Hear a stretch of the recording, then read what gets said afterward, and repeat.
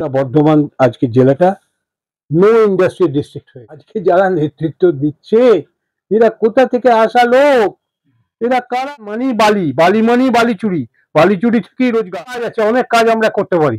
দুর্ভাগ্যজনক সমস্ত প্রাইমারি স্কুলগুলো বন্ধ করে দেওয়া হয়েছে, এটা ধ্বংস করে দিয়ে গেছে সিপিএম। মমতা ব্যানার্জি একা মানুষ, তিনি তো পাচ্ছেন। এত কমিশন দালালি হলে কি করে পয়সা থাকবে? হচ্ছেটা কি? এর জন্য 3 কোটি টাকা, 3,26,00,000 কঠিন হাতে মমতা ব্যানার্জি এদিকে জমাবার চেষ্টা করলেও সাকসেসফুল হচ্ছে না। আজকে সারা পশ্চিমবঙ্গেই এক অবস্থা হয়ে গেছে, মমতা ব্যানার্জিকে চারপাশ থেকে ঘিরে। ওর বাবা কি ছিল? কন্ডাক্টর। এখন এখানে কোনো এক এমএলএ, আমি নাম করবো না, আপনারা পাড়ায় পাড়ায় ঘুরলে দেখবেন একটা নতুন বাড়ি হলে পৌঁছে যাচ্ছে, এই প্ল্যানটা দেখাও, আমাদের কিছু টাকা দিতে হবে। এইগুলো করে তো লোককে বিক্ষুব্ধ করে দিয়েছে। নমস্কার, সকলকে শুভ সন্ধ্যা জানাই। আজ আপনারা জানেন রবিবারের সন্ধ্যা, রাত্রি 8টা বাজছে এবং আপনাদের প্রিয় শো স্পষ্ট কথা দীপের সাথেতে আজকে আমাদের এমন একজন অতিথি রয়েছেন যাকে পলিটিক্যালি পরিচয় দেওয়ার মতো কোনো আমাদের বদান্যতা নেই, কারণ তিনি পশ্চিমবঙ্গের তৃণমূল কংগ্রেস অর্থাৎ এখন শাসক দল, কিন্তু যখন শাসক দল ছিল না সেই সময় কাল থেকে তৃণমূল কংগ্রেসে একদা মমতা বন্দ্যোপাধ্যায়ের সঙ্গী হিসাবে, সুব্রত বক্সির সঙ্গী হিসাবে বিভিন্ন পশ্চিমবঙ্গের জায়গাকে দাপিয়ে বেরিয়েছেন এবং পশ্চিমবঙ্গের তৃণমূল কংগ্রেসের যারা পুরনো সৈনিক রয়েছেন তাদের কাছে নতুন করে চেনানোর মতো এনার নাম কিছু নেই, কিন্তু যারা নতুন সৈনিক এসেছেন, যারা নতুন দলকে সংগঠন মজবুত করতে এসেছেন, তাদের কাছে হয়তো এখনো অনেক জনা এনার ইতিহাস জানেন না। আমাদের সঙ্গে রয়েছেন পূর্ব বর্ধমান জেলার অন্যতম রাজনীতিবিদ এবং বর্ধমান পৌরসভার প্রাক্তন প্রশাসক মাননীয় প্রণব চট্টোপাধ্যায় মহাশয়। নমস্কার স্যার আপনাকে। প্রণব বাবু আমাদের সঙ্গে আজকে স্পষ্ট কথা দ্বীপের এই 4 নম্বর এপিসোডে রয়েছেন। আমরা ওনার কাছে 2-4টে কিছু প্রশ্ন করে নেব। প্রথমে আমাদের দর্শক বন্ধুর কাছে, যাতে দর্শক বন্ধু ওনার যে রাজনৈতিক ইতিহাস রয়েছে সেটা ঠিক মতো বুঝতে পারেন, কারণ পুরনো কর্মী যারা রয়েছেন তারা তো সকলেই জানেন যে প্রণব চট্টোপাধ্যায় আদতে কি ব্যক্তি এবং কবে থেকে রাজনীতিতে রয়েছেন, কিন্তু নতুন তৃণমূল কংগ্রেস যারা রয়েছেন তারা কি প্রণব চট্টোপাধ্যায়ের ইতিহাস জানেন? সেটা জানার জন্যই আমরা প্রথমে প্রণববাবুর কাছে একটু জানতে চাইবো ওনার ছোট্ট করে রাজনৈতিক ইতিহাস। উনি কবে থেকে তৃণমূল কংগ্রেসে মমতা বন্দ্যোপাধ্যায়ের সঙ্গে লড়াইয়ে নেমেছিলেন এবং ওনার অতীতে কি অভিজ্ঞতা ছিল তার? দেখুন, বর্ধমান জেলার ছাত্র পরিষদের আমি সভাপতি ছিলাম। 70 দশকের পরের ইতিহাস যদি আপনি জানেন, 1969 সাল থেকে বর্ধমানের বুকে সিপিএম হিংস্র দানবিকতায় মানুষদের হত্যা করছিল। বর্ধমানের পুরনো ইতিহাসে প্রথম ছাত্র আপনারা জানেন 1969 সালের 11ই ডিসেম্বর ইন্দুভূষণ গাডিয়া বোম মেরে ছাত্রকে হত্যা করেছিল। পরবর্তীকালে সাঁইবাড়ি তদন্ত কমিশন চলার সময় আজকের যে বর্ধমান বার অ্যাসোসিয়েশন আছে ওই সামনে গুণমণি রায়কে হত্যা করা হয় 1970 সালের 3রা জুন। এরপর একের পর এক সিপিআইএম এর নেতৃত্বে সংগঠিত হয়েই চলেছিল। ব্যক্তিগতভাবে আমি 1971 সালের কাউন্সিলর ছিলাম। 1971 সালে তখন কমিশনার বলা হতো। সে সময় আমি জেলা ছাত্র পরিষদের সভাপতি ছিলাম। তারপরে ইমার্জেন্সি, আমরা কিন্তু ছাত্র পরিষদের তরফ থেকে ইন্দিরা গান্ধীর ইমার্জেন্সিকে মানিনি এবং বিরোধিতা করেছিলাম। ইমার্জেন্সির বিরোধিতা করার জন্য আমাকে দীর্ঘদিন জেল খাটতে হয়েছে। 75 সাল থেকে 77 সালে জেল থেকে বেরিয়েছি। বেরিয়েও আপনি কংগ্রেসটা বেরিয়ে আমরা কংগ্রেসটাই করতাম, অন্য কিছু করিনি। এবং কংগ্রেস করার সুবাদে তারপরে তো আপনারা জানেন 77 সাল থেকে সিপিআইএম, এই সিপিআইএম এর বিরুদ্ধে বর্ধমানের বুকে লড়াই করার যে ইতিহাস, সেই ইতিহাসে অত্যন্ত বেদনাদায়ক ইতিহাস। আমরা পরবর্তীকালে দেখেছি 80-র দশকের শেষ থেকে এই সিপিআইএম এর সঙ্গে কংগ্রেসের বেশ কিছু নেতার হবনবিং চলছে। তারা নিজেদের স্বার্থ গুছিয়ে নেওয়ার চেষ্টা করছে। আমরা সে সময়ও বিরোধিতা করেছি। বিরোধিতা করে আমরা প্রতিবাদ করেছি। 93 সালে আমি মিউনিসিপ্যাল কাউন্সিলর হয়েছিলাম, কংগ্রেসেরই হয়েছিলাম 93 সালে। তারপর আপনারা জানেন কংগ্রেসের সেই দুমুখ নীতি এখানে স্থানীয় নেতাদের এবং পশ্চিমবঙ্গের নেতাদের। আমরা তখন বিরোধিতা করে উপযুক্ত নেত্রী খুঁজে পাই মমতা ব্যানার্জিকে। তিনি সিপিএম এর বিরুদ্ধে আপসহীন সংগ্রাম করেন, এবং সেই আপসহীন সংগ্রাম আমার মনে আছে। 21শে জুলাই এই যে হয়ে গেল, এই 21শে জুলাই যখন যুব কংগ্রেসের সভানেত্রী তখন বর্ধমান জেলাকে আমাদের কলকাতায় যাওয়ার জন্য ডেকেছিলেন, এবং আমরা বউবাজারে আমাদের যাওয়ার জন্য বলেছিলেন। আমরা বউবাজারে ছিলাম, এবং বউবাজারে যখন সুব্রত বক্সী এটার দায়িত্ব নিয়েছিলেন। সুব্রত বক্সী সে সময় স্টেট ব্যাংক অফ ইন্ডিয়ার অন্যতম অফিসার ছিলেন। উনি দীর্ঘদিন দুর্গাপুরেও ট্রান্সফার হয়েছিলেন। কাজে সেই সুবাদে রাজ্য তৃণমূল কংগ্রেস তৈরি হওয়ার আগে থেকেই আমার পরিচিতি ছিল, এবং আমরা সবাই মিলে চেষ্টা করেছিলাম সিপিআইএম এর বিরুদ্ধে আমরা যাতে লড়তে পারি। 93 যেমন আমি কাউন্সিলর হই, আমি তখন বিরোধী দলের নেতা ছিলাম, প্রথম তৃণমূল কংগ্রেসের নেতা বিরোধী দলের। তারপর 98 সালেও আমি বিরোধী দলের নেতা ছিলাম। তারপর তো আজকে আপনি 2011 দেখতে পাচ্ছেন, 2025 হয়ে গেল। 11 থেকেই তৃণমূল কংগ্রেস ক্ষমতায় আছে।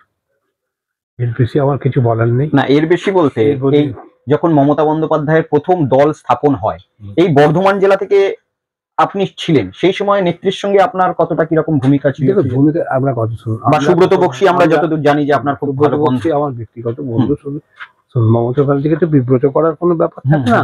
মমতা ব্যানার্জি তার যে রাজনৈতিক আন্দোলন করেছে। আমরা আমাদের সাধ্য প্রথম পর্যায়ের নির্বাচন, আপনারা যখন রায়না, আমাদের এখানে বলা হতো রায়না কথা কয় না, ফুটিতে গুড় জামালপুর, যদি আনতে পারি জ্যান্ত সুভাষ বোস তবে মিলবে খণ্ডঘোষ। কারণ সেটা ছিল ছপাছপ ভোটের জমানা। ট্যাঙ্কস দামোদরে, মেমারি থেকে আরম্ভ করে জামালপুর, মানে খণ্ডঘোষ, রায়না, এই জায়গাগুলোয় সিপিএম বিরোধী কথা বলার মতো লোক তখন ছিল না। আমরা পঞ্চায়েতের প্রার্থীও পাইনি। এই যে বাড়িটাই আপনি বসে করছেন, আমার অফিস আছে।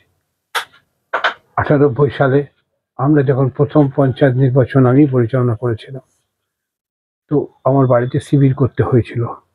সকালবেলায় নির্বাচন শুরু হওয়ার সাথে সাথে 2 ঘন্টার মধ্যে সমস্ত ছেলেরা, যেটুকু প্রার্থী আমরা দিতে পেরেছিলাম, সবাই মার খেয়ে মাথা ফাটিয়ে বিভিন্নভাবে নির্যাতিত হয়ে দীর্ঘদিন এখানে আমরা শিবির করে রাখতে বাধ্য হয়েছিলাম।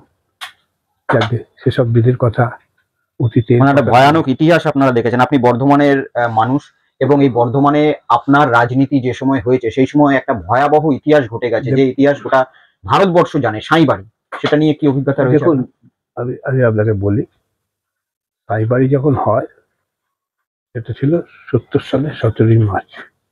ওর থেকে 2 বাড়ি পরে আমার রাস্তার উপরই একদম আপনার সাঁইবাড়ির কাছেই। ইনডাইরেক্টলি আমি এটা দেখেছি।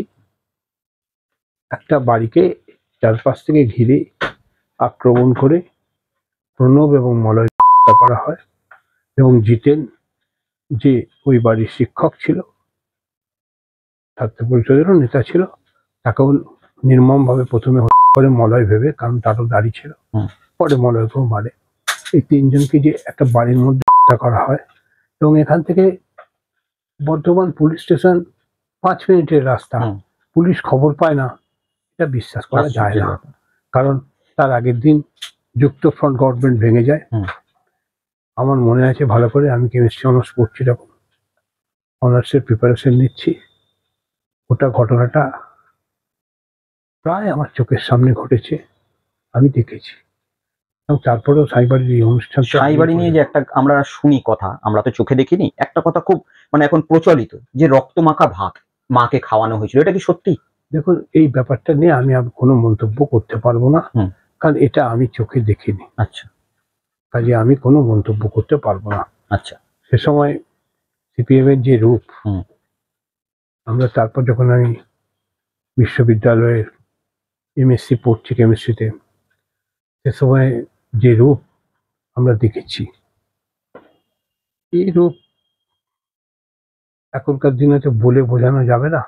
আজকে সেই সিপিএম রাজনীতির স্বার্থে রাত দখল করছে, কি মনে করেন আপনি, কি বলবেন? দেখুন, রাত দখল করছে, এটা করতেই পারে, কিন্তু সিপিএম এর রাজনৈতিক যে ব্যাপারটা ওরা সর্বদাই যেমন বলে যে মার্ক্সবাদ বিজ্ঞান, মজার কথা হচ্ছে আপনারা তো জানেন ইলেকট্রন প্রোটন, তখন কিন্তু ইলেকট্রন আবিষ্কারই হয়নি, কাজে তবুও ওরা বলে পড়ে। তাহলে একটা মিথ্যাকে যদি বারবার বলতে চাই, তো গোয়েবেলসের কথা, যে মার্ক্সবাদ বিজ্ঞান, অমুক বিজ্ঞান, এগুলো সব পিছে কথা। এরা আসলে একটা সংগঠিত দল। এই সংগঠিত দলে বয়স্ক লোকেরা একটা সার্বিক অত্যাচার করার জন্য তারা সংঘবদ্ধ হয়। মানুষের উন্নয়ন সঠিকভাবে এরা কখনোই করার কথা ভাবেনি। আমরাই যদি বর্ধমান জেলার দিকে তাকিয়ে দিকে, আপনি যেখানে বসে আছেন এর পাশের বাড়িটা দেখুন, মাগা হচ্ছে যেটা, এটাতে হরেকৃষ্ণ কোনার থাকতেন, ওনার ছেলে সুকান্ত কোনার, এবং আমি স্কুলে পড়তাম, আমরা একসঙ্গে মিশে স্কুলে। সুকান্ত খুব ভালো ছেলে, খুবই ভালো ছেলে। আর একটু দূরে যদি যান, সাই বাড়ির ঠিক সামনে সুকুমার চ্যাটার্জির বাড়ি ছিল, আছেও, সুকুমার দা মারা গেছেন বহুদিন, ওই বাড়িতে থাকতেন বিনয় কুমার। যে আমরা তো এই পাড়াতে আমরা দেখেছি, কিন্তু হরেকৃষ্ণ কুমার এবং বিনয় কুমার সম্বন্ধে আমার ধারণা অন্য। আমরা খুব ছোটবেলায় দেখেছি। এরা ব্যক্তি হিসেবে কিন্তু খুব খারাপ ব্যক্তি বলে আমার তখনও মনে হয়নি, এখনো মনে করি না। এই যে রাজনীতিতে বহু প্রচলিত ব্যাপার রয়েছে, সাঁই বাড়ি রয়েছে, আপনি অনেক ঘটনা বললেন, আপনার ব্যক্তিগত কিরকম অভিজ্ঞতা ছিল সিপিএম এর? তার মানে আপনার শারীরিক বা আপনার পরিবারে কোন রকম? সিপিএম এর বিরুদ্ধে আমরা বারে বারে অত্যাচারিত হয়েছি, নিগৃহীত হয়েছি। কলেজে ইউনিয়ন করার সুবাদে আমি যখন হুগলিতে পড়তাম ইটাশোনা কলেজে, যেহেতু আমার মেজদা তখন ওখানে প্রফেসর ছিলেন, আমি ওখানে হোস্টেলে থাকার জন্য গেছিলাম, ওখানে পড়তাম কেমিস্ট্রি অনার্স। তো আমাকে এমন মারা হয়েছিল যে আমি ওখানে ইমামবাড়া হাসপাতালে ভর্তি ছিলাম। 7 দিন আমাকে হাসপাতালে ভর্তি থাকতে হয়েছিল ছাত্র পরিষদের নির্বাচনে। তখনকার দিনে যখন আদি আর নব হচ্ছে, এই আমি কিছুদিনের জন্য হুগলি জেলারও ছাত্র পরিষদের সভাপতি ছিলাম। ছাত্র পরিষদের তখন আদিটার সভাপতি ছিল সনদ মজুমদার, সে এখন আর নাই পৃথিবীতে। সনদ খুব ভালো ছেলে ছিল। এইসব যুগের কথা ঘুরে বার করে বলে লাভ নেই, কারণ রাজনীতির একটা সংজ্ঞা আছে, অর্থনীতির উপরের সংস্করণকে রাজনীতি বলে। কাজে যারা অর্থনীতি নিয়ে যদি কোনো কাজ না হয়, তো সেই মিথ্যা রাজনীতি করে তো কোনো লাভ নেই। সেই মিথ্যা রাজনীতি আজও আমি করতে পারি না, করা সম্ভব না। আমি আপনার ইতিহাস থেকে বর্তমানের দিকে আসবো, কিন্তু ইতিহাসের একটা শেষ প্রশ্ন আপনাকে করব, যেটা হচ্ছে কংগ্রেসের এবং সিপিএম এর এত দ্বৈরথ ছিল, আপনারা কংগ্রেসের হয়ে নিজের জীবনকে কার্যত বাজি লাগিয়েছিলেন। সেই কংগ্রেস 2016 সাল থেকে সিপিএম এর সঙ্গে জোট করছে। কোথাও আপনার মনে হয়েছিল যে এই দলটা অতীতে করে খুব ভুল করেছিলাম? দেখুন, কংগ্রেস করে ভুল করেছিলাম এটা কিন্তু আমি মনে করি না, কারণ ইন্দিরা গান্ধীর ইমার্জেন্সি আরো বেশি ভয়াবহ ব্যাপার। আচ্ছা, আমরা ইমার্জেন্সির বিরোধিতা করেছিলাম। এখনো কুমুদ ভট্টাচার্য বেঁচে আছে, কুমুদ ভট্টাচার্য ছাত্র পরিষদের সভাপতি ছিল। আমরা যখন এখানে ইমার্জেন্সির বিরোধিতা করেছি, আমাদের খেয়াল করে দেখবেন, একটু দূরে গেলেই দেখবেন ক্ষুদিরামের মূর্তি আমরা প্রতিষ্ঠা করেছিলাম। ক্ষুদিরামের মূর্তি করার পেছনের এই কারণটাই ছিল যে আমরা আবার যে রাজনৈতিক স্বাধীনতা আমাদের হরণ করার চেষ্টা করছে ইন্দিরা গান্ধী, সেই হরণের বিরুদ্ধে কিন্তু আমরা সেদিন বক্তব্য রেখেছিলাম। এবং খেয়াল করে দেখুন, পশ্চিমবঙ্গে 11 জন রাজনৈতিক বন্দী ছিল। আমার সহ বন্দী ছিলেন বরুণ সেনগুপ্ত। বরুণ সেনগুপ্ত আপনারা জানেন, হ্যাঁ, আমি এই 11 জন বন্দীর মধ্যে আমি একজন ছিলাম। কাজেই ইমার্জেন্সিটা আমি খুব কাছ থেকে দেখেছি।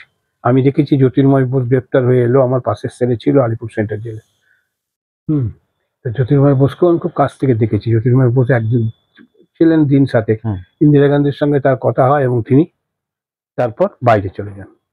একটা কথা কিন্তু মনে রাখবেন, অতীতের কথা শুনি ভবিষ্যৎ যদি চায়, সে কথাও কইব না হয়। অতীতটাকে শুধু মনে রাখলে তো হবে না, আগামী ভবিষ্যতের জন্য লড়াই করব। অতীত আমার এই কারণেই মানুষদের জানানো যে প্রণব চট্টোপাধ্যায় আদতে কি ধরনের ব্যক্তি, কারণ আপনারা প্রণব চট্টোপাধ্যায়কে যারা রাজ্যব্যাপী দেখছেন, পুরোনো দিনের কর্মী তো জানেনই যে কি প্রণব চট্টোপাধ্যায় আদতে মানুষ, কিন্তু নতুন এখন অনেকে এসেছে, তারা হয়তো প্রণব চট্টোপাধ্যায়কে চিনবেন না। তার জন্য আপনার অতীতটা আমি মানুষকে জানালাম। এরপরে পশ্চিমবঙ্গে তৃণমূল কংগ্রেস সরকার গঠন হয়েছে, আপনার এত রাজনৈতিক লড়াই, এত রাজনৈতিক ইতিহাস, কখনো মনে হয়েছিল যে তৃণমূল কংগ্রেসে এর থেকেও বড় আমি কিছু ডিজার্ভ করি? দেখুন, ব্যক্তিগত ব্যাপার তো কিছু থাকতে পারে না। প্রথম কথা হচ্ছে, শুনুন, আমাকে তো রোজগার করে খেতে হয়। রোজগার করে খেয়ে মেয়েদের, আমার 2টি মেয়ে, তাদের মানুষ করতে হয়। কাজেই আমাকে তো এই তৃণমূল আসার পরে আমাদের লড়াই করার প্রয়োজনীয়তাটা তো অনেকটাই হারিয়েছে। তার কারণ যেহেতু মমতা ব্যানার্জির নেতৃত্বে পশ্চিমবঙ্গের সরকার হয়েছে, কাজেই সেই জায়গাতে আমাদের চাইবার কিছু থাকতেই বা প্রত্যেকটা মানুষের একটা উচ্চাকাঙ্ক্ষা থাকে যে বিধানসভা লোকসভা। যেমন আপনাকে আমি বলি, আমি যখন বর্ধমান জেলার সভাপতি, আমার সাধারণ সম্পাদক ছিল সুরেন্দর সিং আলুওয়ালিয়া, যিনি এই আগের বারে এখান থেকে সাংসদে গেছেন। তার আগেও উনি দিল্লিতে কংগ্রেসের যেমন মন্ত্রী হয়েছিলেন, পরবর্তীকালে বিজেপিরও মন্ত্রী হয়েছিলেন। তিনি তো আমারই সাধারণ সম্পাদক ছিলেন। কাজে স্বাভাবিকভাবে বিধানসভা বা লোকসভা এতে যাবার প্রত্যেকেরই আগ্রহ থাকে, আগ্রহ নাই তা তো না, কিন্তু সবকিছু তো চাই। কিন্তু আমরা শুনেছি যে এই আপনার আন্ডারে যারা যারা কাজ করেছেন, অন্যতম নাম বললেন সুরিন্দর সিং আলিওয়ালিয়া, একসময় কংগ্রেস, পরে বিজেপি, এবং এই পশ্চিমবঙ্গের আরো একজন প্রচলিত নেতা রয়েছেন বা মন্ত্রী স্বপন দেবনাথ, আমরা দেখেছি আপনার সঙ্গে একসাথেই কাজ করতে। সেই স্বপন বাবুর সাথে এখন কথা হয়?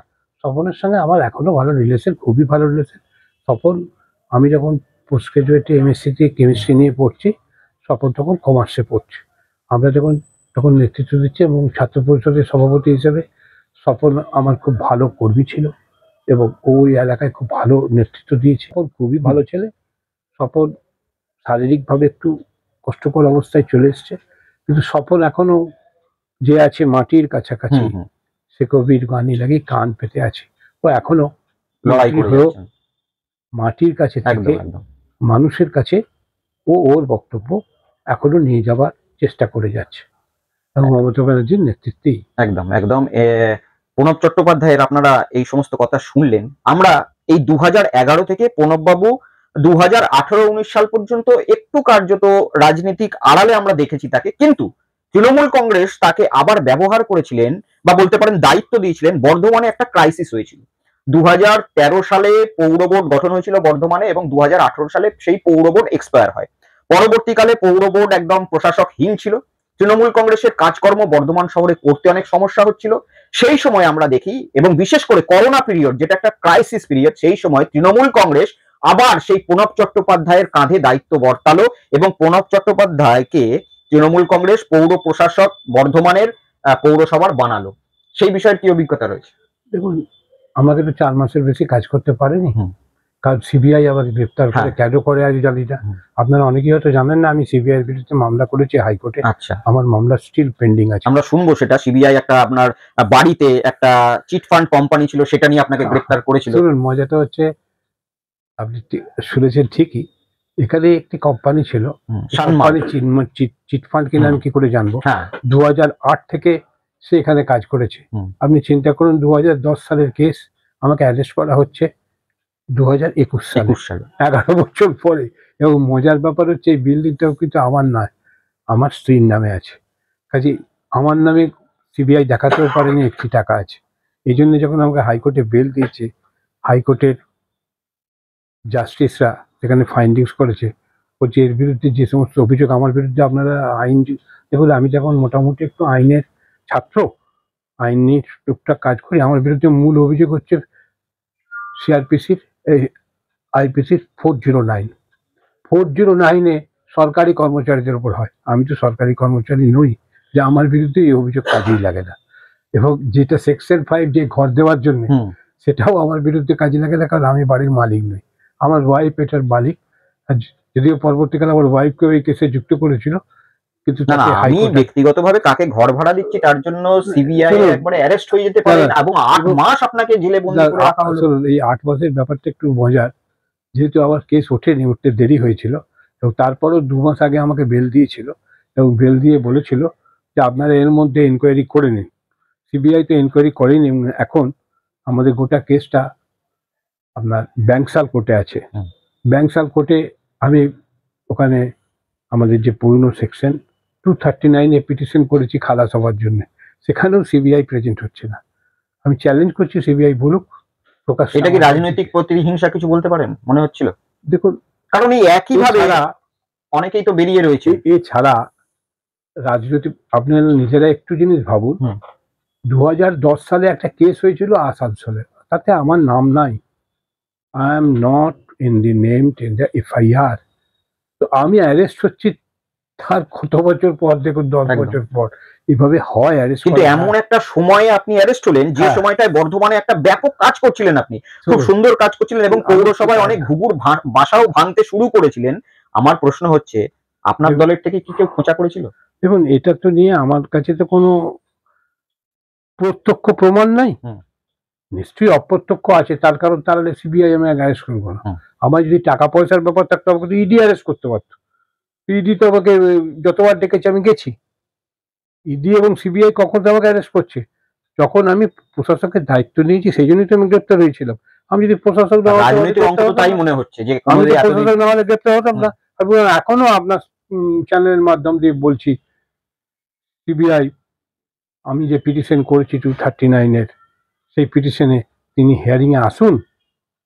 কিন্তু আসছে না। না, তার মানে সঠিক আমার সদুত্তর নেই আমার হয়তো তাদের হাইকোর্টে কাছে। ওরা যে এফিডেভিট দিয়েছে আপনি চান আমি এখনই দেখিয়ে দিতে পারি। হুম। সেখানেও কিছু বলেনি যে আমি কোনো টাকা নিয়েছি। এই পৌরসভা, বর্ধমান পৌরসভায় মানুষের যথেষ্ট কষ্ট হচ্ছিল 2018 সাল পর্যন্ত পৌর বোর্ড থাকার পরে, যখন মানুষের একদম পৌর বোর্ড নেই বলে কষ্ট হচ্ছে, প্রণববাবু কিন্তু অদ্ভুত ধরনের কাজ শুরু করেছিলেন এবং খুব তাড়াতাড়ি রাস্তাগুলোকে বাগিয়ে দিচ্ছিলেন। এখন সত্যি করে দুঃখ লাগে যে বর্ধমানের রাস্তায় চলতে গেলে কার্যত হসপিটালে যাওয়ার প্রয়োজন পড়বে না, আপনাকে রাস্তায় হয়তো শহীদ হয়ে যেতে পারেন। কিন্তু প্রণববাবু রাস্তাগুলোকে এত সুন্দর করেছিলেন, তার সাথে সাথে অভিনব উদ্যোগ দেখেছিলাম যেটা অন্য কোথাও দেখিনি। সেটা হচ্ছে, আমাদের প্রণববাবু যখন প্রশাসক ছিলেন উনি রাস্তাগুলো করার সময় একটা করে সাইনবোর্ড দিয়ে দিতেন, ফলক দিয়ে দিতেন, কত টাকা খরচা হয়েছে। এটা একটা অদ্ভুত প্রয়াস ছিল। এতটা স্বচ্ছতা থাকার সত্ত্বেও প্রণববাবুকে ইডি সিবিআইয়ের হাতে হেনস্থা হতে হলো। এবং যখন পৌরসভায় 2023 সালে পূর্ণ বোর্ড গঠন হওয়ার জন্য নির্বাচন হচ্ছে, সেই সময় কোথাও পৌরসভার কোনো একটা ওয়ার্ডে প্রণববাবুর নাম বেরোলো না। অবাক লেগেছিল? না, না, এগুলো নিয়ে অবাক লাগার ব্যাপার নয়। ব্যাপারটা হচ্ছে শোন, এই পৌরসভার যে কথাটা বললেন এগুলো খুব দুর্ভাগ্যজনক। এর আগের বোর্ড যখন আমাদের চলছিল, তারা বর্ধমানের যে ডাম্পিং গ্রাউন্ড, হুম। সেই ডাম্পিং গ্রাউন্ডটা হস্তান্তর করে দিয়েছিল। এই হস্তান্তরের সঙ্গে যারা যুক্ত তারাই এখন তেড়ে ফুঁড়ে বলছে, যদিও মমতা ব্যানার্জি এটা আটকে ছিলেন। এবং মজার কথা হচ্ছে আজও হাইকোর্টে মামলা চলছে এবং হাইকোর্টে মামলার যা পজিশন সেখানে কিন্তু আমাদের প্রিন্সিপালটি হেরে যাওয়ার অবস্থায় মানে আছে। ডাম্পিং গ্রাউন্ডটা হস্তান্তর বলতে কোনো প্রাইভেট কোম্পানিকে বা কিভাবে আর কি? একজন লোককে হস্তান্তর করেছিল। আচ্ছা, ওরাই ওটা দায়িত্ব নিয়ে পড়বে নাকি? না, না, না, ওই জায়গাটায় ওরা হাউসিং করবে। আচ্ছা, তাহলে ডাম্পিং গ্রাউন্ড কোথায় হতো? ডাম্পিং গ্রাউন্ডের জন্য অন্য জায়গা তারা দেওয়ার চেষ্টা করেছিল। আচ্ছা। কারণ শোন, প্রথমত মিউনিসিপ্যালিটির প্রপার্টি তো ডাইরেক্টলি রেজিস্ট্রি করা যায় না। হুম। আপনারা যদি আইনটা বোঝেন হুম। তাহলে কি করতে হয়েছিল, ওর বদলে আর একটা সম্পত্তি নিয়ে আচ্ছা। ওটাকে দিয়ে দেওয়া হয়েছিল। বাহ। এবং সেটাকে পরিষ্কার করে মোটামুটি বিল্ডিং হয়ে যাওয়ার অবস্থায় এসেছিল। মমতা ব্যানার্জি সেটাকে আটকেছিলেন। তারপর তো আমি দায়িত্ব নেওয়ার পরে ওখানে একটা সিএমডি এর সঙ্গে প্রজেক্ট করেছিলাম যে যাতে গোজাকে যথেষ্টভাবে ব্যবহার করা যায়। আমার ইচ্ছা ছিল ওখানে প্লাস্টিক্স বর্তমানে যত পাওয়া যায় হুম। সেগুলো থেকে আমরা আলাদা কোনো ব্যবসা করা যেত। ওটাকে আবার যদি কাজে লাগানো যায়। কেমিস্ট্রিতে জানি বলে আমি জানি যে ওখান থেকে পেট্রোলও করা যায়। আচ্ছা। ওখান থেকে আমরা রিইউজ করার মতো ফ্যাক্টরি আমরা ইজিলি বানাতে পারি। এবং আমার ইচ্ছা ছিল বর্ধমানে পৌরসভার নেতৃত্বে ছোট ছোট ক্ষুদ্র শিল্প উদ্যোগ আমরা তৈরি করতে পারি। যেমন সিম্পল ব্যাপার, আপনারা একটু বর্ধমানের দিকে তাকিয়ে দেখুন। বর্ধমানের বিখ্যাত জিনিস হচ্ছে সীতাভোগ মিহিদানা। মমতা ব্যানার্জিকে ভুল বুঝিয়ে এবং কিছু লোক ভুল বুঝিয়ে এই যে দেখেছেন মিষ্টি হাব হয়েছিল। হুম। আজ দেখুন এত পয়সা খরচা করার পর মিষ্টি হাব উঠে গেল। Right. আমি তখন বলবার চেষ্টা করেছিলাম যে এইভাবে মিষ্টি হাবটা ভুল পদ্ধতিতে করা হচ্ছে, সরকারের পয়সা জ্বলে যাবে। কিন্তু আমরা যদি সিম্পলি একটা প্যাকেজিং ইন্ডাস্ট্রি করতাম, এই মিউনিসিপ্যালিটিকে দায়িত্ব দিলে প্যাকেজিং ইন্ডাস্ট্রি করতাম, এই প্যাকেজিং ইন্ডাস্ট্রি করে আমরা যদি এই সীতাভোগ মিহিদানাকে আমরা কৌটো প্যাক করে আমরা যদি একটা এক্সপোর্ট করতে পারতাম। এক্সপোর্ট কোথায় করব? এখন এক্সপোর্ট করার অনেক সুবিধা হয়ে গেছে। অ্যামাজন থেকে আরম্ভ করে এদের কাছে তো করতেই পারি। আমাদের দরকার নেই, আমরা দিল্লি, বোম্বে, পাটনা সব জায়গাতে আমরা এটা বিক্রি করতে পারতাম। কেন পারি? আপনারা দিল্লি গেলে বা বোম্বে গেলে দেখবেন বাঙালি মিষ্টি মানে রসের মিষ্টি। ওখানে সমস্ত মিষ্টি দেখুন শুকনো মিষ্টি। যে আমরা এখান থেকে মোটামুটি 10,000-15,000 লোককে অবিলম্বে নিয়োগ করতে পারি এবং এখানে একটা টেকনোলজি আছে। এর নেতৃত্ব কে দেবে? একটা খেয়াল করে দেখুন, আমরা আদানির দিকে বসে আছি বা আমরা আদানি আম্বানি এরা কবে আসবে, তবে আমাদের চাকরি হবে, আঙুল চুষবো ততদিন তো না। আপনারা দ্বিতীয় বিশ্বযুদ্ধের ইতিহাসটা পড়ুন। ইতিহাসটা পড়লে আপনারা কি দেখবেন, যে জাপানে যেদিন হিরোশিমা নাগাসাকিতে বোম পড়েছে, সেদিনে জাপানের লোকেরা বলছে দ্বিতীয় বিশ্বযুদ্ধের ইতিহাস সামান্য বিবেকানন্দ মুখোপাধ্যায়টাই পড়ে দেখুন, যে বড় বস্তা করে টাকা নিয়ে যাচ্ছে, ছোট থলি করে বাজার করে আনছে, তার মানে টাকার মূল্যায়ন ছিল না। আমি তো বলবো যে মমতা ব্যানার্জি এই 26 সালে ক্ষমতায় এলে ক্ষুদ্র শিল্পর দিকে নজর দিতে এবং তার মার্কেটিংটার দিকে নজর দিতে। কারণ দেখুন আজকে আমরা কি পারি না, এখন সিম্পলি আমরা পাঁপড় তৈরি করতে পারি। যে সমস্ত বস্তির মেয়েরা আছে, আমাদের মিউনিসিপ্যালিটিতে হই হই করে লোক ঢুকিয়ে দেওয়া হচ্ছে, এদের কোথা থেকে পয়সা দেবো আমরা ভাবছি না। পৌরসভাকে আমাদের স্বনির্ভর পৌরসভা করতে গেলে আমরা কি একটা পাঁপড় তৈরি কারখানা করতে পারি না? পাঁপড় তৈরির এখন মেশিন পাওয়া যায়, আমরা পাঁপড় তৈরি করে সেটাকে এক্সপোর্ট করতে পারি। এক্সপোর্ট বলতে আমি কিন্তু ইন্ডিয়ার বাইরে বলছি না, ইন্ডিয়ার ভেতরেই আমরা করতে পারি। আমরা কি বাতাসার কারখানা করতে পারি না? আমরা ইজিলি পারি। বর্ধমানের বুকে এই কাজগুলো যদি আমরা শুরু করি, আমাদের যে চাহিদা, সেই চাহিদা যদি আমরা এখানেই মেটাবার চেষ্টা না করি, তাহলে বর্ধমান পৌরসভা তো স্বনির্ভর হবে না। আমরা বললাম মমতা ব্যানার্জি টাকা দেয় না, আমরা কাজ করতে পারি না, এটা যুক্তি হতে পারে না। আপনি দেখুন বর্ধমানে টাকার কোনো অভাব নেই, আপনাকে আমি প্রমাণ দেখিয়ে দিচ্ছি। বর্ধমানের বুকে 1000 কোটি টোটো চলছে, এই 1000 কোটি টোটো যারা ফাইন্যান্স করেছে বা কিনেছে, ব্যাংক সাহায্য করেনি, রাজ্য সরকার একটি টাকাও দেয়নি। আমাদের তৃণমূলের কিছু নেতা ওদের কাছ থেকে চাঁদা তুলে খায়, যাকে সেটা একটা অন্য ফ্যাক্টর। এই 20,000 টোটোর দাম কত? 1 লাখ টাকা করে হলে 200 কোটি টাকা। এই 200 কোটি টাকা এখানে ইনভেস্ট হয়েছে কেন? না, সেই বেকার ছেলেরা নিজেরা তাদের কাজ খুঁজে পাওয়ার জন্য। 2, এর ফলে কি লাভ হয়েছে? ক্ষতিও কি হয়েছে, লাভও কি হয়েছে? লাভ হয়েছে কি, এখানের পরিবহনে এই টাকাটা লেগেছে, যেটা সরকারের লাগাবার রোল হচ্ছে। ক্ষতি হয়েছে কেন? বর্ধমান শহরকে আমরা আজকে ধ্বংস করে দিলাম। বর্ধমান শহরকে কর্পোরেশন করলো না। যখন বর্ধমান জেলা ছিল তখন আসানসোল দুর্গাপুর কর্পোরেশন ছিল, বর্ধমান ছিল না। বর্ধমান ডেভেলপমেন্ট অথরিটি তৈরির সময় নিরুপম সেন, আমি নিরুপম সেনকে ব্যক্তিগতভাবে চিনতাম। কেন চিনতাম? আমার ছোটদা যখন রাজ কলেজের ছাত্র পরিষদের জেনারেল সেক্রেটারি ছিল, ইউনিয়নের জেনারেল সেক্রেটারি, সেই সময় নিরুপম সেন জুনিয়র ছিল। নিরুপম সেন সেই সময় আমার বাড়িতে আসতে আমাকে ছোটবেলায় কোলেও নিয়েছে। তো নিরুপম দাকে বারবার চার্জ করেছে, নিরুপম দা কি হচ্ছে। হ্যাঁ, বিশেষ করে আমার বন্ধুকে যখন প্রথম তৃণমূল কংগ্রেস আসার পর করে নিরুপম দাকে বলেছিলাম যে কি হচ্ছে নিরুপম দা। সে নিরুপম সেন কিন্তু একটা ভালো কাজ করে গেছিল, খুবই ভালো কাজ করে গেছিল। আমি বইটা দেখাতে পারি, দুটো বই। খড়গপুরের সাহায্য নিয়ে আগামী বর্ধমান কি হবে তার জন্য একটা পুরো প্রজেক্ট রিপোর্ট তৈরি করেছিল। আমার কাছে আছে প্রজেক্ট রিপোর্ট। এই প্রজেক্ট রিপোর্টটা সত্যিই ভালো। নিরুপম সেন আজ আর নাই, পৃথিবীতেও নেই। অনেক অন্যায় কাজ উনি করেছেন, কিন্তু এই প্রজেক্ট রিপোর্টটা করেছেন খুবই ভালো। আজকে আবার এমন লোক এখানে এসে নেতৃত্ব দিলেন যিনি বাংলার অধ্যাপক ছিলেন, এবং ব্যক্তিগত জীবনে তিনি সিপিএম করতেন এবং সিপিএম কি ভোট দিতেন, আমাদের ভোট দিতেন না। মানে আপনি রবীন্দ্রনাথ চট্টোপাধ্যায় নাম করে কি করছেন না, তিনি স্বর্গীয় হয়েছেন, আমরা বুঝতে পারছি। এখন কাদের বলবো, এখন কাদের কথা বলবো যাদের মুখ দিয়ে ভালো করে বাংলা বেরোয় না।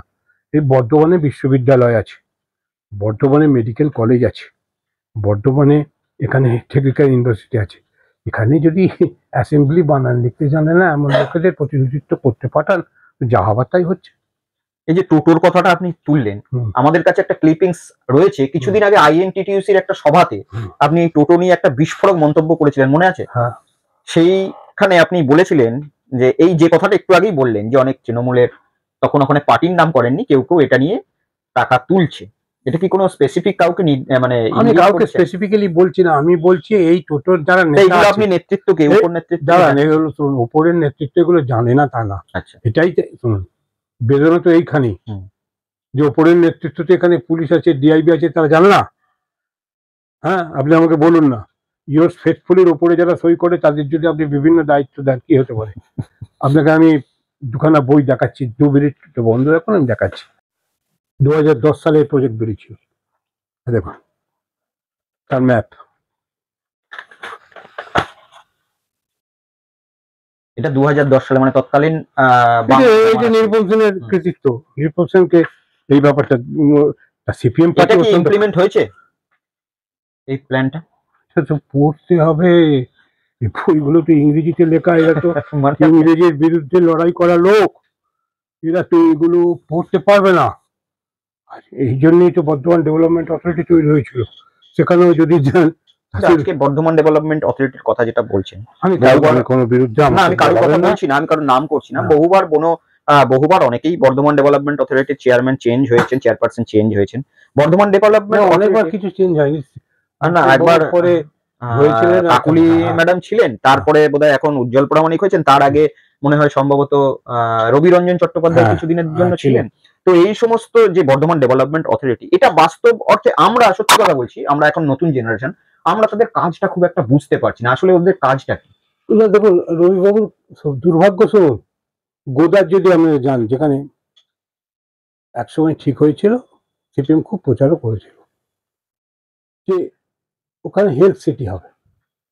হেলথ সিটি হলে কি হবে না, ওখানে মেডিকেল কলেজ হবে, ওখানে নার্সিং কলেজ হবে, আর একটা মেডিকেল হাব তৈরি হবে। এখন যেমন দেখবেন চায়ের দোকানে গেলেও বলছে, গো তোর কিছু হয়েছে তুই চলে যা ম্যাড্রাস, নাহলে ব্যাঙ্গালোর, সেখানে যে সুস্থ হয়। একদম একদম। মমতা ব্যানার্জি নিজে স্বাস্থ্যমন্ত্রী হয়ে ভেঙে পড়া স্বাস্থ্য ব্যবস্থাকে গড়ে তোলার আপ্রাণ চেষ্টা করেছে।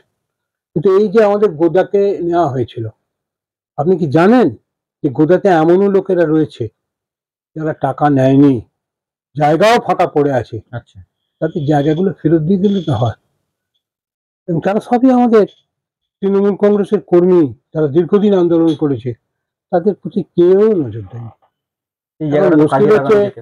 এই রবিবাবু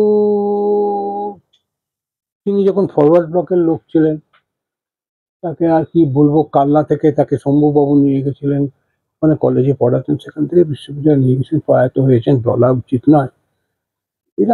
এদের মতো লোকেরা থাকলে যা হবার তাই হয়েছে বর্তমানের অবস্থা। আজকে বর্ধমান, যাকে বলা হতো রুর অফ ইন্ডিয়া, কেন বলা হতো রুর? কাকে বলা হয়? জার্মানিতে রাইন নদীর ধারে সমস্ত কোর শিল্প তৈরি হয়েছিল, লোহা, অ্যালুমিনিয়াম, এখান থেকে, সেই জন্য ওটাকে বলা হতো রুর অফ ইন্ডিয়া। বিধান রায় যখন বর্ধমানে প্রথম বিশ্ববিদ্যালয় তৈরি করেন, সেটা ছিল কি না, টেকনোলজিক্যাল বায়াসের উপর তৈরি হবে। ছিল না বাংলায় এমএ পড়ানো হবে, ইতিহাসে এমএ পড়ানো হবে। সেই জন্যে তখন হাইয়েস্ট বডির নাম ছিল দি ইউনিভার্সিটি। তার মেম্বার কারা ছিল? ডিএসপি, ম্যানেজিং ডাইরেক্টর, এরা সব মেম্বার ছিল। আজকে পুরো সিপিএম সেটাকে পুরো পরিবর্তন করে দিয়েছে। আমার দল এই দিকে নজরই দেয়নি, এটা দুর্ভাগ্য, এখনো দিচ্ছে না।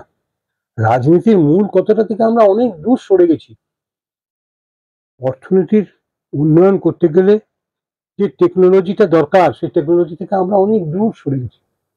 আচ্ছা, আপনারা চিন্তা করুন না, বর্তমানে এই রুর অফ ইন্ডিয়ার আমাদের এই আসানসোলে, দুর্গাপুর থেকে শুরু হতো লোহা, আসানসোলে ছিল অ্যালুমিনিয়াম কারখানা। এই যে আমি সুরিন্দরের কথা বললাম, এর নাড়ি তো পোতা আছে জেকে নগরে। তো সেই কোথায় গেল আমার অ্যালুমিনিয়াম কারখানা? আজকে স্টিল কারখানার অবস্থা কি দেখুন। আমাদের গোটা বর্ধমান আজকে জেলাটা নো ইন্ডাস্ট্রি ডিস্ট্রিক্ট হয়ে গেছে। খুবই দুর্ভাগ্য। কেন নো ইন্ডাস্ট্রি ডিস্ট্রিক্ট হয়ে গেল? বর্ধমানে কি কোনো ইন্ডাস্ট্রির প্রয়োজন নেই? তা এত বেকার ছেলেটা কোথায় যাবে? তারা কোথায় কাজ করবে? বেকারদের আমাদের চাকরি দিতে হবে। দেখুন, সিপিএম এখন আর মহাশূন্যে চলে গেছে, সিপিএম ভবিষ্যতে আরো ভেঙে যাবে, কারণ মার্ক্সবাদ যে বিজ্ঞান নয়, এটা প্রমাণিত। কাজে ওই বিজ্ঞান দিয়ে ওই লোকগুলোকে ভুলভাল বোঝাতে আর পারবে না। বিজেপি যে ধর্মীয় রাজনীতিটা করছে, এই ধর্মীয় রাজনীতির বিরুদ্ধে যদি আমরা না দাঁড়াতে পারি, আগামী দিনে ভারতবর্ষ আবার ভাঙবার চেষ্টা হবে। এক দেশ, এক নেতা, এই যে জিনিসটা করার চেষ্টা করা হচ্ছে, এটা তো আমাদের প্রতিবাদ করতেই হবে। এই যে যেটা বলছেন আপনি যে ইন্ডাস্ট্রির ব্যাপারটা নিয়ে, এই যে দলের মধ্যে, মানে দলে আপনি রয়েছেন কিন্তু এই কথাটা বলছেন, দলের যদি ক্ষোভ পড়ে আপনার প্রতি? ক্ষতি করে। এই বয়সে আমার তার কিছু পাওয়ার নেই, আমার মেয়েরা মানুষ হয়ে গেছে। দলের ক্ষোভ, বাস্তবটা বলে যাবেন।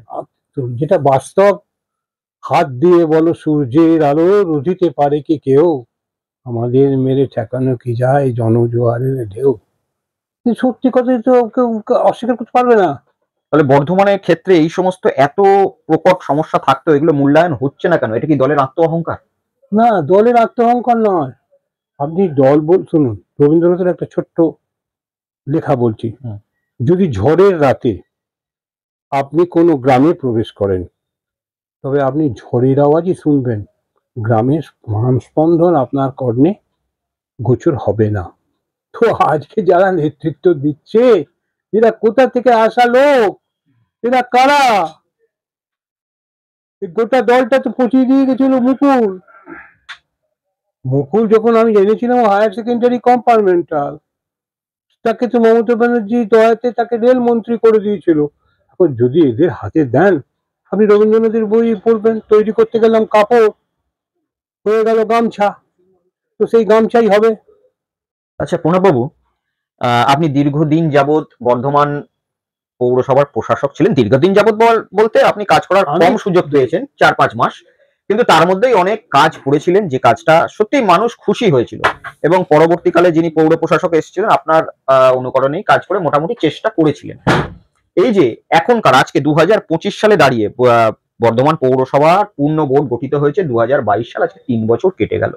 রাস্তাগুলো খানাখন্দ অবস্থা, বাগানো হচ্ছে না। আপনার অভিজ্ঞতাটা কি, যেটা কি কারণ হতে পারে যে এর পেছনে বাগানো হচ্ছে না?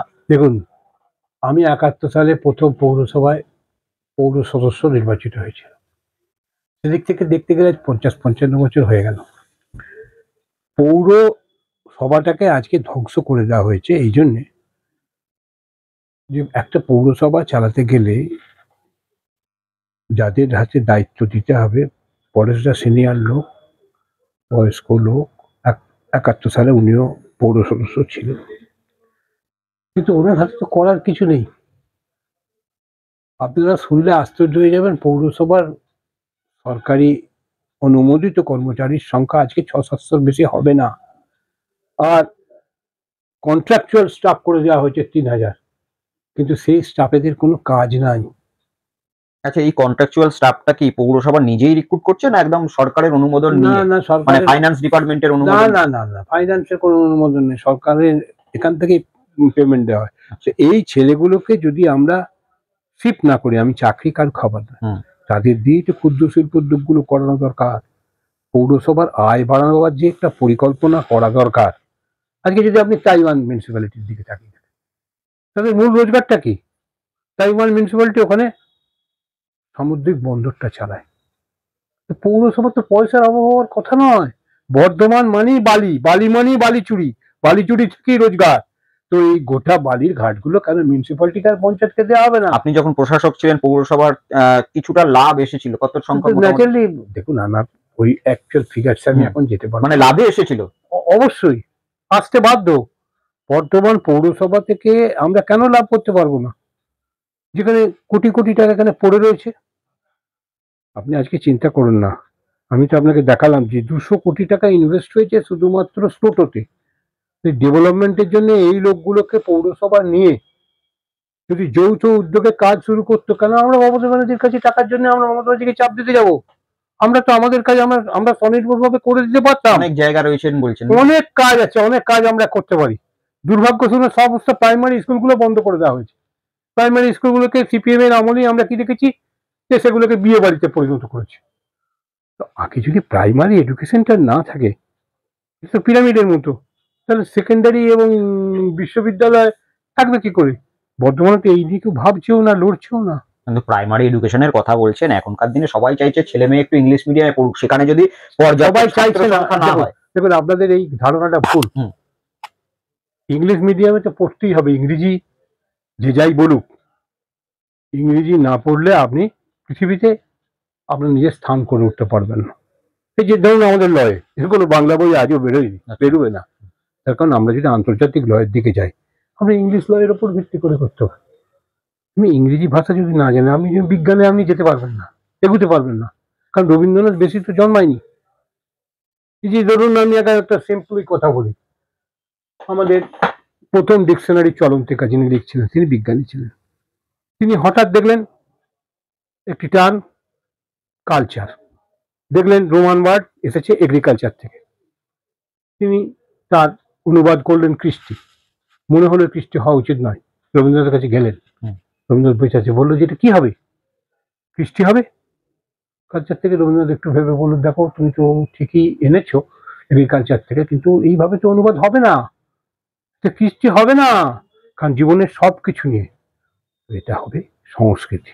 রবীন্দ্রনাথ তো নাই, কটা রবীন্দ্রনাথ জন্মেছে, এখানে রবীন্দ্রনাথ ছাড়া কে করবে বাংলা ভাষা? হ্যাঁ, আমরা আমাদের নিজেদের ভাষা দিয়ে কথা বলবো, আমাদের আরো ডেভেলপমেন্ট করতে হবে, কিন্তু শিক্ষা দীক্ষায় যদি আমাদের এগিয়ে যেতে হয়, ইংরেজি আমাদের অবশ্যই চাই। পৌরসভা বলছে প্রাথমিক স্কুলগুলো যেগুলো বন্ধ হচ্ছে সেগুলোতে পর্যাপ্ত ছাত্র হচ্ছে না। হবে না, কারণ মাস্টারমশাইরা নাই তো, সিপিএম এর আমলের ভুল রিক্রুটমেন্ট, তারা তো রাজনীতি করে গেছে, যে স্কুলে তাদের তো পড়ানোটা মূল ব্যাপার ছিল না, সিপিআইএমটাকে এগিয়ে নিয়ে যাওয়াটা মূল ব্যাপার ছিল। এই লোকেরা তো পড়াবার জন্য আসেনি, তো গোটাটাই ধ্বংস করে দিয়ে গেছে সিপিএম। মমতা ব্যানার্জি একা মানুষ, তিনি তো পাচ্ছেন না, আজকে তো সব ধ্বংস হয়ে গেছে। এই রাস্তাগুলো নতুন করে করার উপায়, আপনি যদি এই মুহূর্তে থাকতেন আপনার কি রাস্তাগুলো কোনো ফ্যাক্টরি নয়, এক্ষুনি রাস্তা করে দেওয়া যায়। পয়সা নেই বলছে, মহা মুশকিল, এত কমিশন দালালি হলে কি করে পয়সা থাকবে? আজকে আপনাকে আমি একটা এক্সাম্পল দেখাই, বর্তমান পৌরসভা দেখুন টাউন হল সারাচ্ছে, ভেতরে যে দেখুন, এই টাউন হল সারাবার বাজেটটা একটু দেখুন, মানে এত দুর্ভাগ্যজনক। এই টাউন হল যখন প্রথম সারায়, আমি তখন কাউন্সিলর, 93 থেকে 98 এর সময় কথা বলছি, আমি বারবার নিরূপম সেনকে, বিনয় চৌধুরীকে বলেছিলাম যে আপনারা করছেন কি, একটা হেরিটেজ বিল্ডিং কে আপনারা ভেঙে আবার নতুন করে প্লাস্টার করছেন। আমাকে নিরূপম দা বলেছিল, শুধু এরকম বলেছি না, করছি তো, অন্তত কিছু তো হচ্ছে। আমি কিছু তো হচ্ছে মানে আমি ভেঙে, আরে যে জিনিস 93 সালে হয়েছে আজকে আবার ওকে প্লাস্টার করার দরকার পড়ে নাকি? মানে 93 পরে ওটা আবার কবে করছিল? এই যে আবার করছে, এখন করছে, এখন যে দেখুন, আমি আপনাকে দেখাচ্ছি। এবং এই এই এই অন্যায় কাজগুলো কেন হচ্ছে? একটা হেরিটেজ বিল্ডিং এইভাবে করা যায়? Office of the Patna municipality,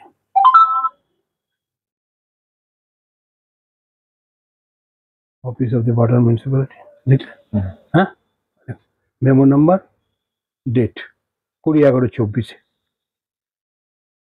restoration, এটা কোনওয়াক SWW স্কিম।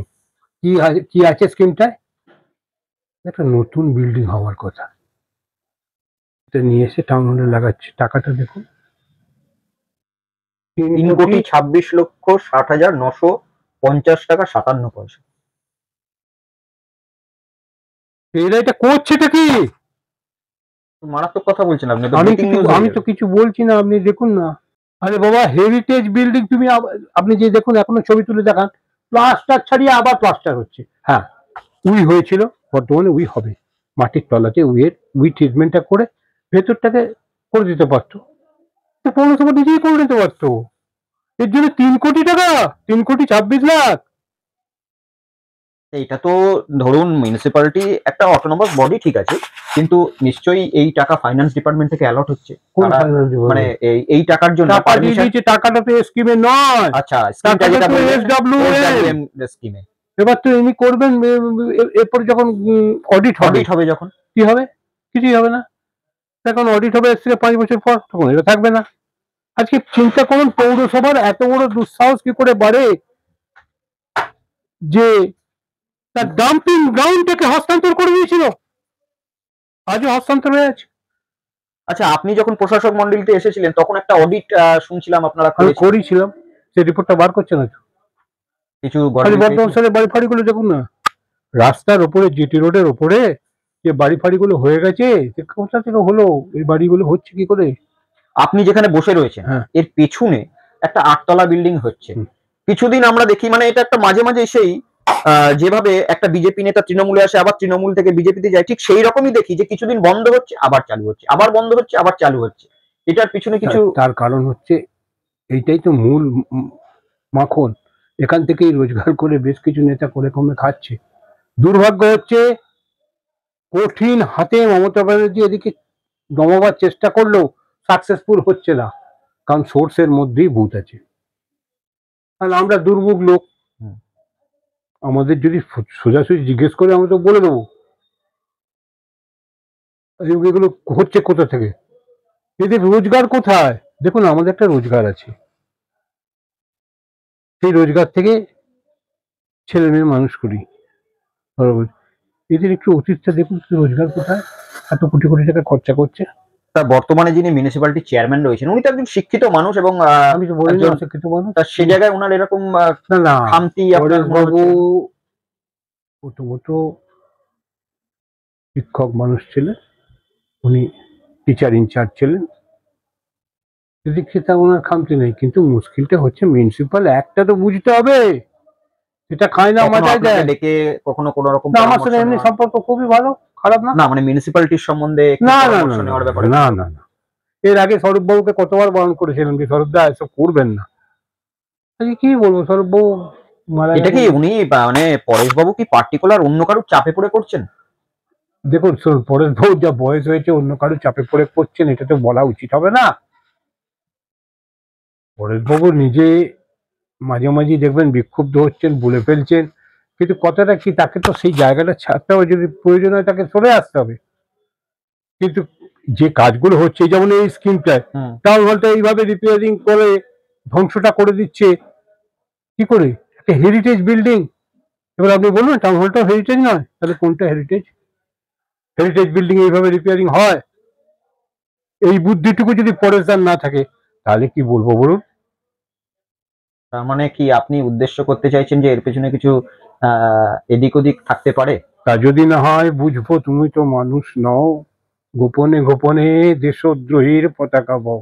এর বেশি আমাকে না জিজ্ঞেস করাটাই বাঞ্ছনীয়। এই এত বিপুল টাকা খরচ করে এই সমস্ত একটা জিনিস হচ্ছে যেটা আপনার মতে অবাঞ্ছিত বা আমার অনেক তো অবাঞ্ছিত তো বটেই, হ্যাঁ এবং এটা দিয়ে তো একটা অন্য বিল্ডিং রাস্তা এর অনেক কিছু জন তো টাকা, সারানো যেত, তাহলে পুজোর সামনে রাস্তারও দরকার আসছে। নাই, এটা পার্টিকুলার তো অন্য বর্ধমানবাসী বিল্ডিং এর বলছে এখন টাকা। রাস্তাটা সারাতে হবে।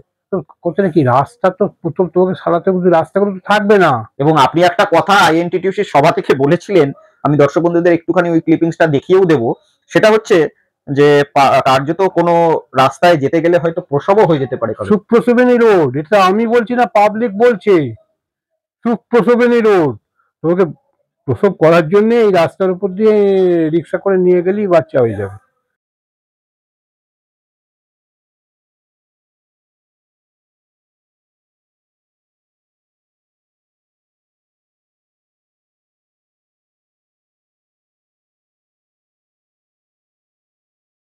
এইরকম অবস্থা। এবারে আমি একটা কথা বলি আপনাকে তাহলে। আপনি সুব্রত বক্সীর অত্যন্ত মানে কাছের একজন বন্ধু। হ্যাঁ। এখন রয়েছেন কিনা আমার জানা নেই, কিন্তু একসময় নিশ্চয়ই এখনো আছে, এখনো রয়েছেন। তো সেক্ষেত্রে এত কিছু ঘটনা কোনোদিন মানে এমনি বন্ধুত্ব সুলভ আজকে কথাবার্তা সারা কোনোদিন হয়? পশ্চিমবঙ্গেই এক অবস্থা হয়ে গেছে, মমতা ব্যানার্জিকে চারপাশ থেকে ঘিরে ফেলেছে। এটা আপনি বিরোধী দলকে হাতিয়ার করে দিচ্ছেন। আর বিরোধী দল কোথায়, কে বিরোধী? শুভেন্দু বিরোধী বুঝি? বলছে 200টা সিট পাবে বিধানসভা। ও 350 পেলেও আসলে কিছু নেই। শুভেন্দু, শুনুন, ওকে মমতা ব্যানার্জি তৈরি করে দিয়েছে তো। ওর আগেকার ভাষণগুলো দেখুন, তখন বলতো বিজেপিকে ভারতীয় জঞ্জাল পার্টি। এখন ও প্রথম জীবনে ছাত্র পরিষদ করতো না, ছাত্র ফেডারেশন করতো, তারপর ছাত্র পরিষদ করেছে। তো সবকটা দল তো ঘুরে ঘুরে আসছে, যখন যেমন তখন তেমন। ও প্রথম দিনে ছাত্র ফেডারেশন করতো? হ্যাঁ, এই কথা তো আমরা এই প্রথম শুনছি, কোনো মানে কোথাও দেখিনি। যাই হোক, আমরা জানি না আপনি তারপরে ও ছাত্র পরিষদ করেছে। ওর বাবা কি ছিল? কন্ডাক্টর বাসের। যাকে এই ব্যাপার নিয়ে যত কম কথা বলা যায় তত মঙ্গল। না একটু দর্শক তো শুনতে চাই, আমরাও তো না, শুনতে চাই। ব্যক্তিগত জীবন নিয়ে বলাটা উচিত নয়, যে কেউ কিছু করতে পারে ভালো।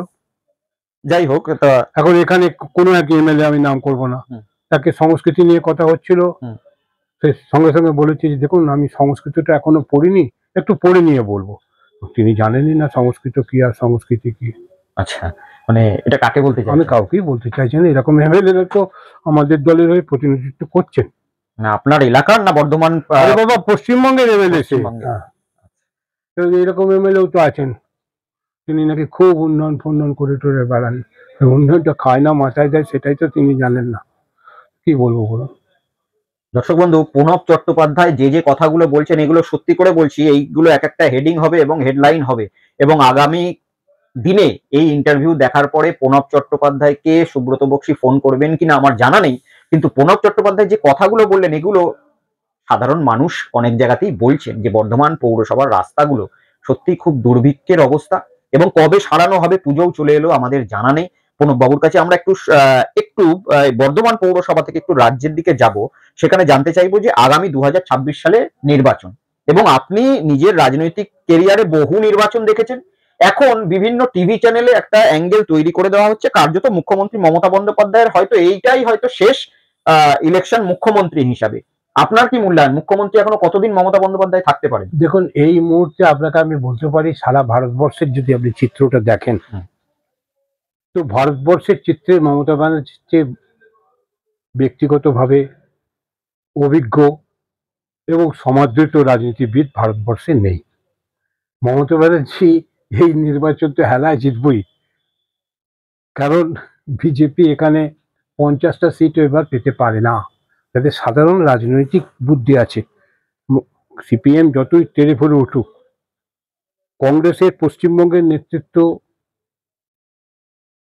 তারা ব্যর্থ এবং এই নেতৃত্ব সিপিএম এর দ্বারা পরিচালিত। সিপিএম কে বাংলার মানুষ মেনে নেয়নি আর মেনে নেবে না। গত 3টে নির্বাচনে যা হয়েছে, ওরা মহাশূন্যে আছে এবং এই মহাশূন্যেই থাকবে, এ ব্যাপারে কোনো সন্দেহ নেই। কটা সিট পেতে পারে এবারে তৃণমূল কংগ্রেস, আপনার ধারণা? আমি দেখুন, আমি তো জ্যোতিষ চর্চা করি না। শহর এলাকাগুলো একটুখানি ব্যতিব্যস্ত হবে তৃণমূল। পৌরসভা এলাকা, হ্যাঁ, শহর এলাকাগুলো এগুলো দেখুন, সিপিএম এর আমলেও আপনি দেখবেন লাস্টের দিকে কলকাতা থেকে আরম্ভ করে সব জায়গাতে একটু ব্যতিব্যস্ত হতে হতো। এই লোকসভাতেও তো আপনাদের পৌরসভার এলাকায় বিপুল পরিমাণে ভোট কমেছে। না না না, এটা তো আপনি মানে যে কারণগুলো বলছেন, সেই কারণগুলো যারা নেতৃত্ব দিচ্ছে, আপনারা পাড়ায় পাড়ায় ঘুরলে দেখবেন একটা নতুন বাড়ি হলে পৌঁছে যাচ্ছে, এই প্ল্যানটা দেখাও, আমাদের কিছু টাকা দিতে হবে। এইগুলো করে তো লোককে বিক্ষুব্ধ করে দিয়েছে। এখানে কোনো শিল্প কারখানা হলে একদল পৌঁছে যাচ্ছে যে আমাদের টাকা দাও।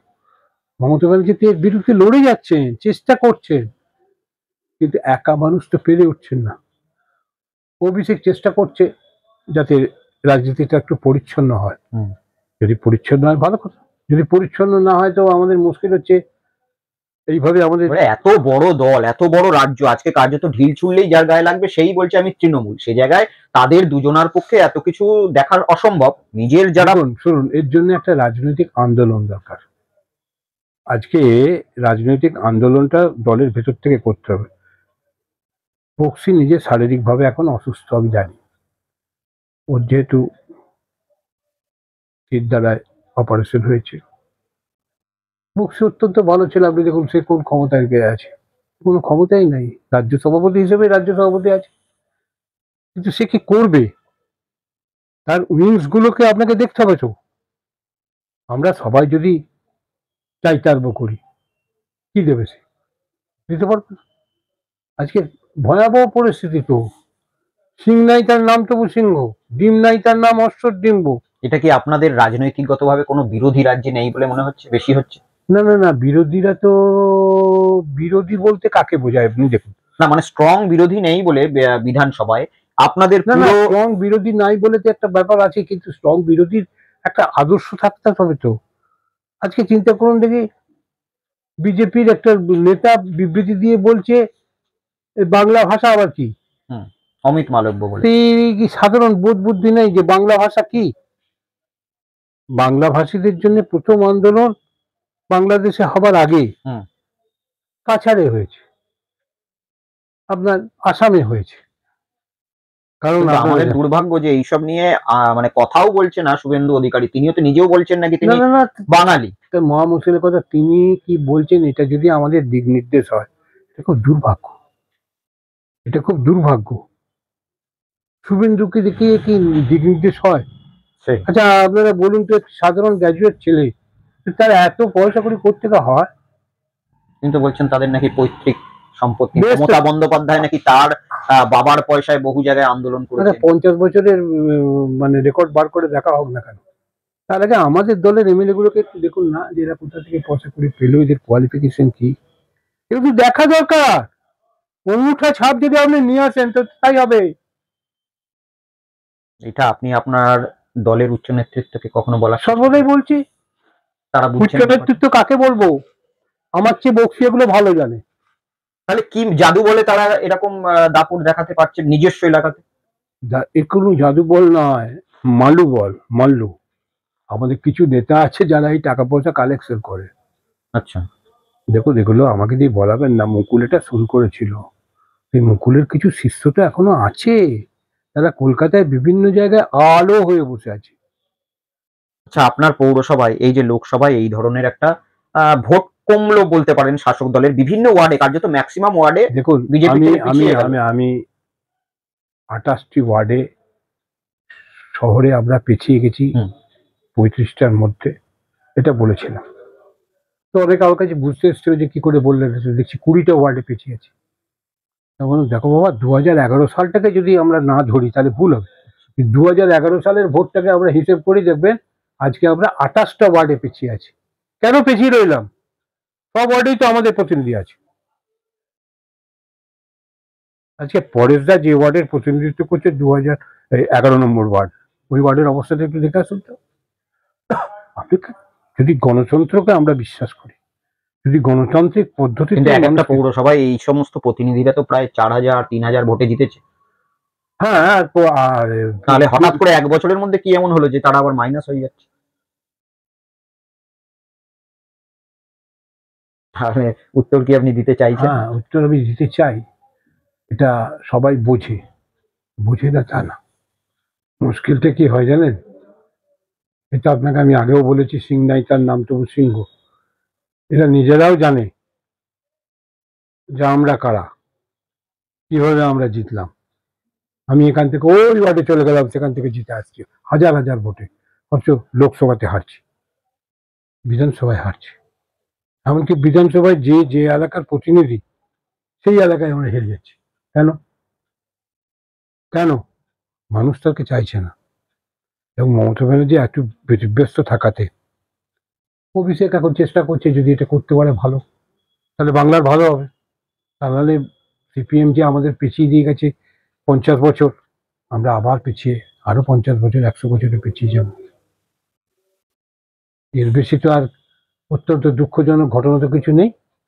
দর্শক বন্ধু, আপনারা প্রণব চট্টোপাধ্যায়ের কথা শুনলেন, একেবারে খোলাখুলি কথা, যে কথা অন্যান্য নেতারা ওই টিকিটের ভয়েই হয়তো বলতে সাহস পাবেন না, কিন্তু প্রণব বাবু বললেন। প্রণব বাবুকে আমার একটা বিশেষ প্রশ্ন, যে আপনি এতদিন রাজনীতিতে রয়েছেন এবং রাজনীতির অত্যন্ত অভিজ্ঞতা সম্পন্ন ব্যক্তি, আগামী দিনে আবার বিধানসভা নির্বাচন, কখনো কোনো নেতার কাছে কি দরবার করেন যে দাদা আমাকে একটা টিকিটের ব্যবস্থা করে দেন? এই কোনোদিনই জীবনে করিনি। আপনাকে একটা কথা বলি, আপনারা তৈলক্য মহারাজের নাম শুনেছেন? তিনি বিশিষ্ট স্বাধীনতা সংগ্রামী এবং তার রেকর্ড হচ্ছে হুম। 37 বছর তিনি জেলে ছিলেন আচ্ছা। ব্রিটিশ আমলে। যদি আপনারা কলকাতা যান, বাবন রোড থেকে নামবেন, হুম। দেখবেন ওনার মূর্তিটা। আচ্ছা। উনি একটা বই লিখেছিলেন, ভারত পাকিস্তানের স্বাধীনতা সংগ্রাম এবং আমাদের লড়াই। তিনি তখন মুখ্যমন্ত্রী প্রথমেই বলছেন, আমার জীবন সফল কাম নয়। আমরা যে স্বাধীনতা সংগ্রাম করেছিলাম তাতে ভারত এবং পাকিস্তানের জন্য করিনি, আমরা ভারতবর্ষের জন্য করেছিলাম। কাজে আপনি আমাকেও ওই একই মুখবন্ধে ব্যবহার করতে পারেন, বলার কিছু নেই। আমি অনন্ত সিংকে দেখেছি জেলখানার মধ্যে। এখন দেখবেন একটা সিনেমা হচ্ছেন, গতকাল কাগজে পড়ছিলাম, কেউ বলে বিপ্লবী, কেউ বলে ডাকাত। এই বইটা আমি 75 সালে যখন ইমার্জেন্সিতে ভেতরে ছিলাম, আমার পাশের ছেলে থাকতেন, দাদু আমাকে ডাকতেন, বলছি আমি লেখ। আমি লিখতাম, উনি বলে যেতেন যে চট্টগ্রাম অস্তাকা লুণ্ঠন, এবার এটা নিয়ে। তো সেই বইটায় প্রকাশিত হয়েছে, এখন নাকি সিনেমা হবে, জিৎ নাকি নায়ক হবে, লিখছিলাম। এর মধ্যে বলার কিছু কালকে নেই। যদি বক্সিদা ফোন করে বলে প্রণব, বক্সিদা আমাকে ফোন করে কিছু বলবে, ইন কেস কথার কথা বলছি, এইটার মানে আপনার বিরোধিতার জন্য না, হয়তো হঠাৎ করে বললো যে প্রণব তুই কোনো একটা বিধানসভার দায়িত্ব নে, আপনি যাবেন? দেখুন একটা কথা বলি, প্রত্যেক মানুষের একটা টার্গেট থাকে এবং সেই টার্গেট অনুযায়ী তার একটা স্বপ্ন থাকে। সকল স্বপ্ন তো বাস্তব হয় না। একদম। কাজে এই স্বপ্নগুলো তো মিথ্যা থেকে কোনো লাভ নেই। স্বপ্ন স্বপ্নের জায়গাতেই থাকুক। মহাজ্ঞানী মহাজন যে পথে করেন গমন, হয়েছেন চিরস্মরণীয়, সেই পথ লক্ষ্য করে স্বীয় কীর্তি ধ্বজা ধরে আমরাও হব বরণীয়। পুজোরও তো চিত হয়ে সবার ইচ্ছা করে, আমরা তো পুজো হচ্ছে, চিত হয়ে সবার ইচ্ছা করবো না? এত তো রাজনীতি দেখলেন, ইতিহাস থেকে এখন নতুন প্রজন্মতে বর্ধমানে কাউকে মনে হয় যে আগামী দিনে এগিয়ে নিয়ে যেতে পারে? হ্যাঁ পারে।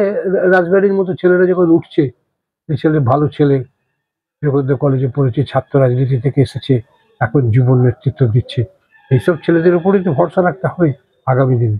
তাছাড়া কি করে এগিয়ে যাবো? তো আগামী দিনে রাজবাড়ি রাজনীতির নেতৃত্ব দিক, আমি তো চাইবো যে এইসব ছেলেরা এগিয়ে আসুক। আপনাকে অনেক জায়গায় দেখা যাচ্ছে, যুব তৃণমূল কংগ্রেসের মঞ্চে, আইএনটিটিউসির মঞ্চে, সেই প্রাপ্য সম্মান আপনাকে সেই জায়গা থেকে পাইয়ে দিচ্ছে আপনার। দেখুন, সম্মান কেউ কাউকে পেয়ে দিতে হয় না। সম্মান হচ্ছে একটা এমন জিনিস, হুম। তাকে অর্জন অর্জন করতে হয় একেবারে। কাজে সম্মান, দেখুন কে গালাগাল দিল আর কে বললো, এই জায়গায় এসে এত বছর পরে এগুলো আর আমাদের কাছে খুব একটা এফেক্টিভ না।